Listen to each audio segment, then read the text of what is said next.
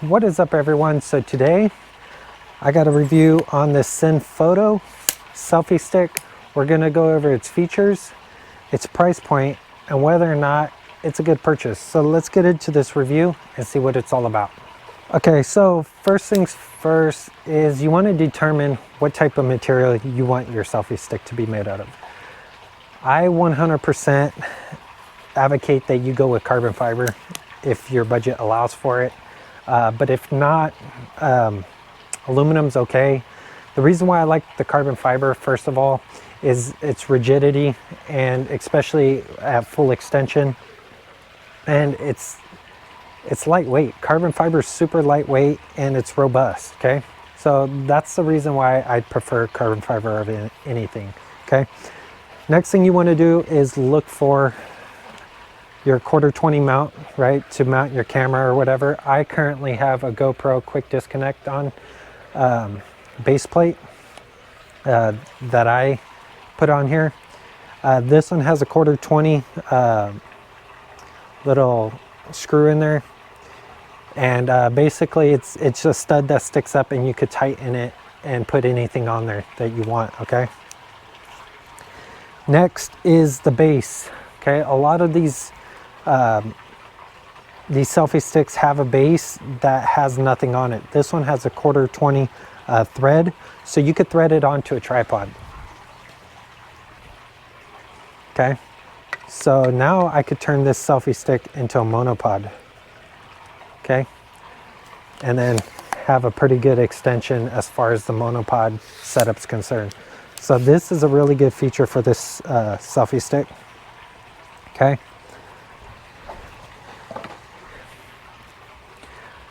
Next, you want to determine the grip.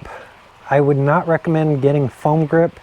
This rubberized grip is excellent because it doesn't deteriorate. It's really grippy when it's wet. So if you're in the water or what have you, you know, it's really grippy. And then you have these aluminum end caps that play off of the rubber and keep everything looking premium. Okay, so that right off the bat is a good start. You know, typically the foam ones start destroying after a few uses. You start eating into it. All right, and then you have this carbon fiber weave that's really nice. It's like a diamond pattern. Okay, it's typical for a lot of your lower end stuff. They'll do the carbon fiber in a diamond shape.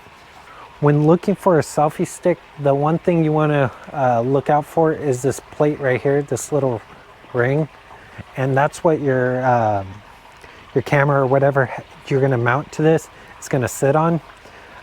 This one's a metal ring. It's aluminum. Okay. By it being all aluminum and not having a large base plate, a camera is not going to really lock down onto it. It could unscrew.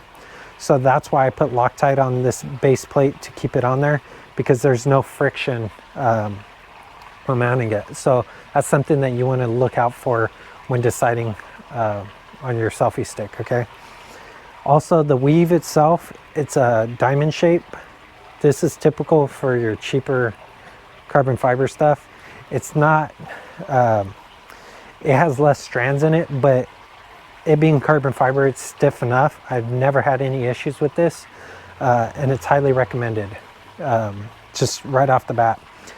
Also, on this plate down here, you want to make sure whatever you decide, that head is glued on really good with super strong glue or pinned, because if this head comes off, it doesn't matter what size bolt you have in there, whether it's 3/8, 1/4 inch, 1/4-20.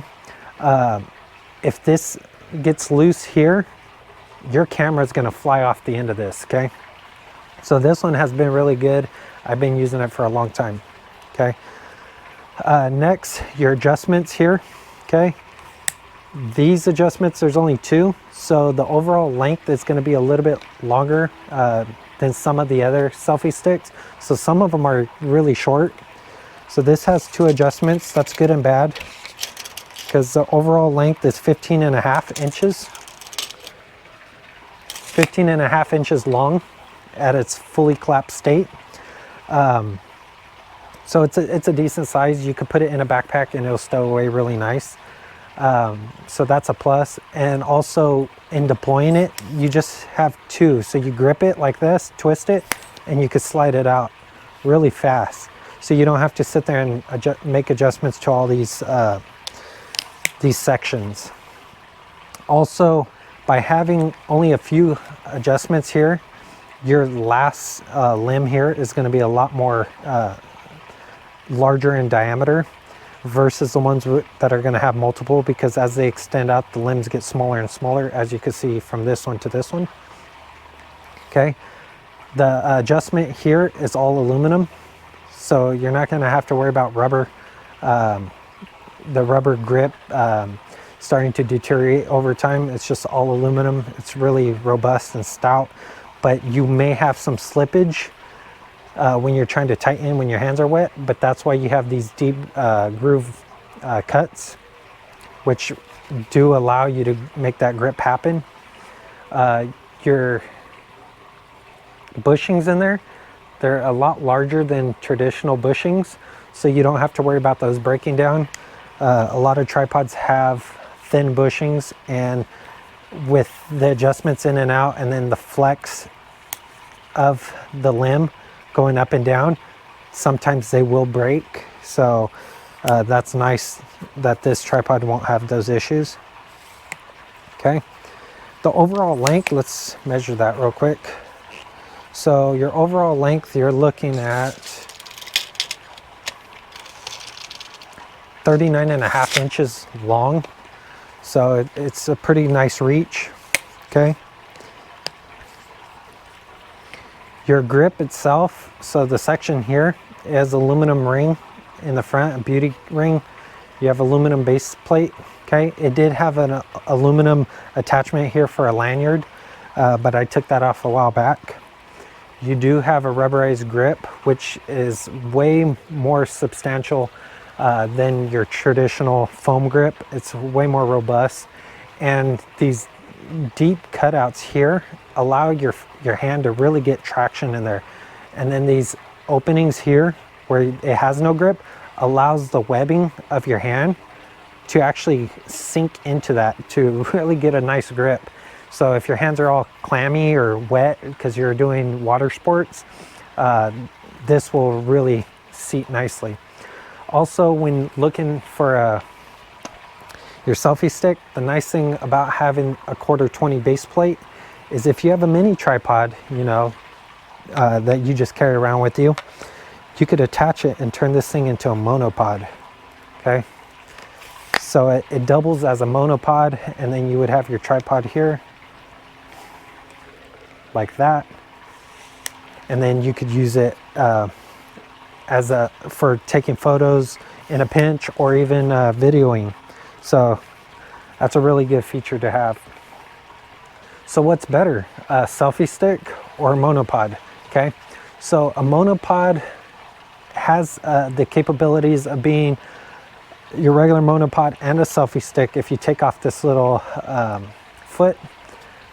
But what makes the monopod or the selfie stick better? Okay, this, if I take it in the water, I only have 2 adjustments here, or if I take it on the go, I only have 2 adjustments. This one has an abundance of adjustments, okay, that you got to deal with all the time. So this one's good for on the go. The nice thing about the monopod though is you're going to get a lot more height in adjustment, but it's a trade-off. Okay, so you get more height in adjustment, but I would not take this in the water. Your grip's a lot bigger. It's not as robust as something like this. Okay, if I lose this, I'm gonna be pretty mad. If I lose this, maybe this will float before it actually has the ability to sink. This will probably sink right away. So the verdict, if I had to choose one, selfie stick or monopod, I'd be purchasing the monopod again. The selfie stick is just not as versatile for me. It doesn't have the height that I need because I use it as a tripod. So the monopod in that predicament would win. But if I was doing a lot of water sports, I'd definitely take the selfie stick, because at the price point of under $50, It's carbon fiber, it's robust. You only have a few adjustments you got to worry about. And if you lose it, you're not going to be as mad if you lose something that's a few $100s. So that's going to complete today's little quick overview of this compact selfie stick. If you liked it, if you liked this video, give it a thumbs up. It's greatly appreciated. If you want to see content like this and other content I'll be posting, definitely consider subscribing. Until next time, I'll see y'all in the next one. Thanks for watching.